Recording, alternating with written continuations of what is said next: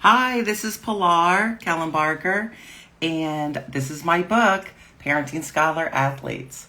So I wanted to do a live to answer some questions from some parents. So I'd like to start with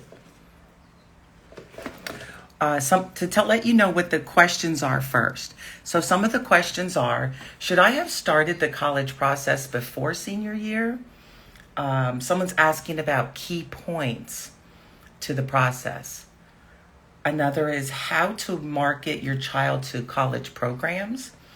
Another is what to do as a freshman in high school before senior year. And another one is, as a mom, how do I deal with my athlete's disappointment, frustration, and attitude?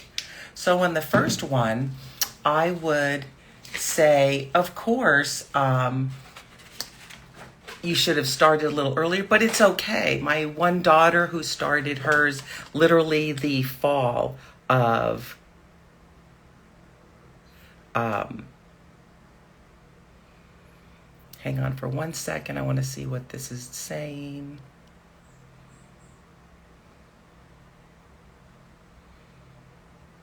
Okay. So, of course, we want to start with, before senior year.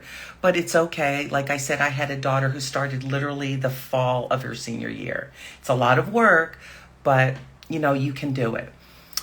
In my book, Chapter 15, The Price of Knowledge, it is a good idea to take a peek and see what's going on, because it can be overwhelming. It's a lot to do. First of all, I would go to www.collegeboard.org, and I would put in my GPA, put in where you want to go to school, how big of a size of a school do you want to attend? Do you want to attend somewhere that has certain weather?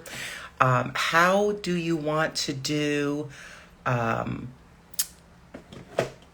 do you want to, work on like what different programs and majors?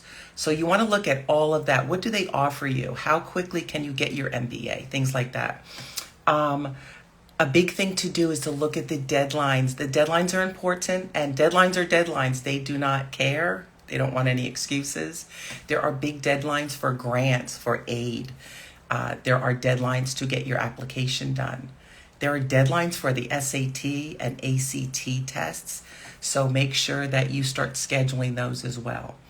A big thing is the writing. You have to start writing.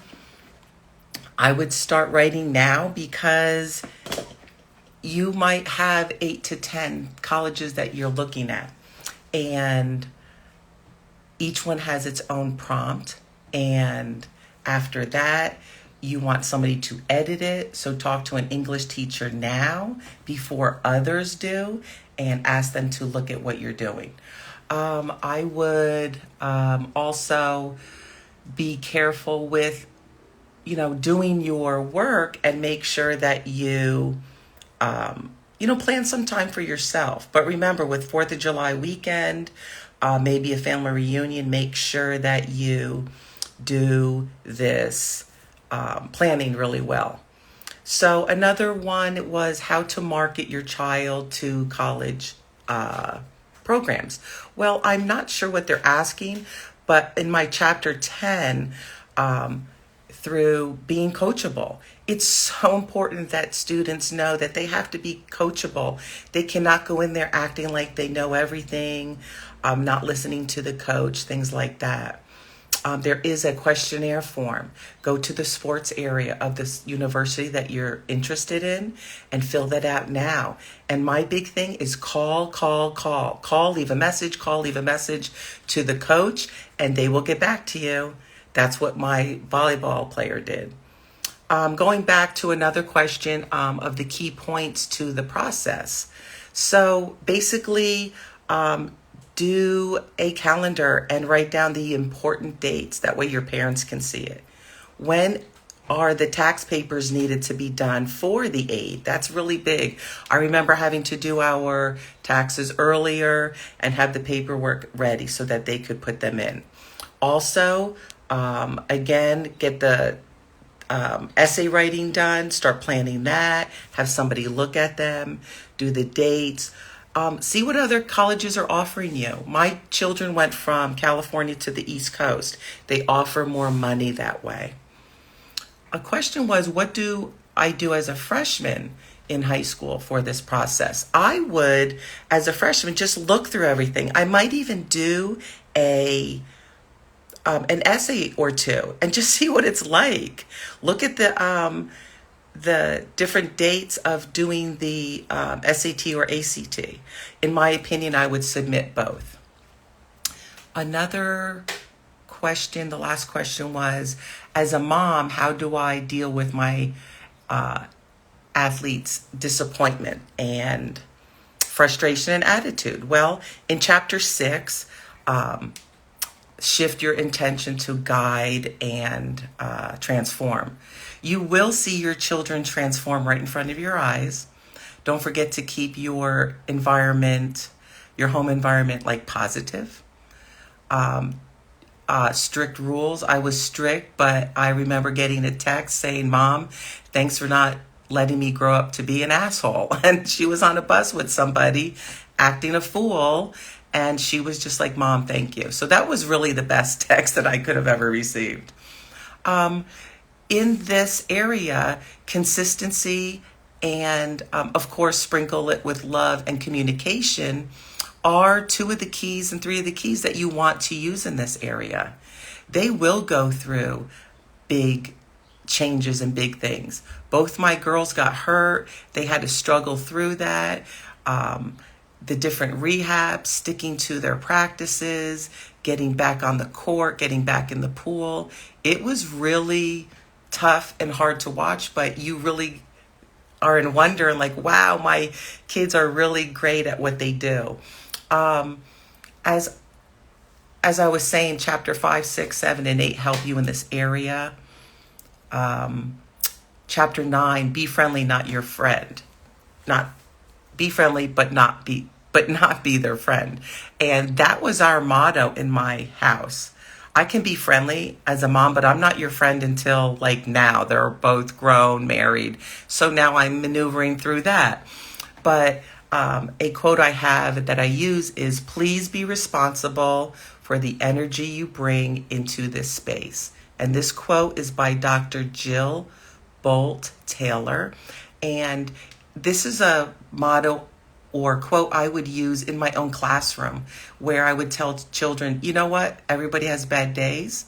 We can talk about it if you'd like me to help. But when you come into this space, you need to bring your best energy. It's not always going to be 100%, but we want to come in with our best energy.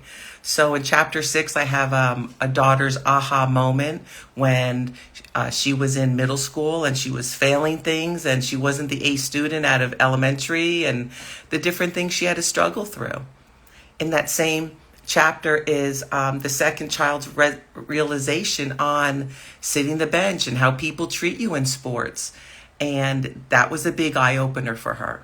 So I wanted you to just remember also that this is a big sacrifice to be a mom. It's even harder when they are athletes and you're carting them. Gosh, we used to go to Vegas and Phoenix and Los Angeles every weekend to tournaments. And you just know that it's a sacrifice, but it's a sacrifice that is worth it. You end up learning and doing things that you never thought you would do. As a stay-at-home mom, I was, I did go to school. I did start working at their school part-time as a reading teacher. And then I would be room mom. Well, when my volleyball player was a senior going to her senior showcase in Vegas, I could be the room mom, kind of the house mom for the girls with the house that was rented. And I did the meals and we cooked and we had fun. And it was just neat to be around all of that young energy, having fun. So we have to remember as a mom to take care of us and to do things for us and to realize that we have a plan, but God has a plan too. We have to remember that our purpose is our kids, and there's going to be some really wonderful things that come out of it. In the last part that I want to do is I want to read you the last paragraph in chapter 5, From One Mother to Another. God isn't sitting around reliving and rehashing our wrong choices, so why are we? Sometimes we may make a mistake in judgment when we raise our kids, but we need to remember to learn from it and move on. No more keeping score of our wrongdoings. So that's what I want to leave you with, and I want you to have a wonderful day. And if you have any other things that you want to talk about, please let me know, and I would be more than happy to answer anything that you might have. So thank you very much for coming and showing up, and I will hopefully be able to see you soon on another Instagram Live, as well as you can get my book at any book provider that is special to you, Amazon, Barnes & Noble, Thrift Book, Better World Books.